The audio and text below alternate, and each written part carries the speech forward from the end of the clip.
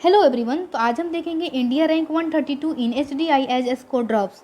तो जो हमारे इंडिया का रैंक है ह्यूमन डेवलपमेंट इंडेक्स में आउट ऑफ 191 कंट्री में से 132 रैंक पर है after registering a decline in its score over 2 consecutive years for the first time in 3 decades. तो इसका जो स्कोर है फर्स्ट टाइम 2 consecutive ईयर्स में डिक्लाइन हुए हैं।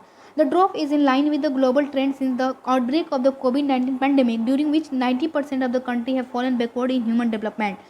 तो 90% ऑफ द कंट्री का बैड परफॉर्मेंस रहा ह्यूमन डेवलपमेंट इंडेक्स में because of covid pandemic, the war in Ukraine that is going on, the environmental challenges, all this things impacted on the human development index.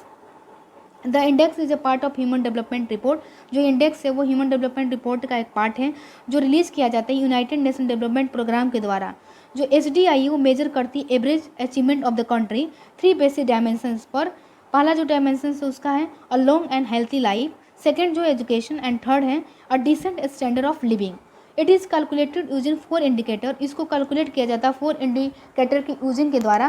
पहला जो indicator वो है life expectancy at birth, second जो है mean years of schooling, third expected years of schooling, and fourth one is gross national income mean GNI per capita income. Recently HDI के decline में large contributor global drop in life expectancy रहा है। जो life expectancy है वो 2019 years में 72.8 थी, जबकि 2021 में 71.4% है ड्यू टू कोविड-19 pandemic. But gender inequality has been increased by 6.7% globally.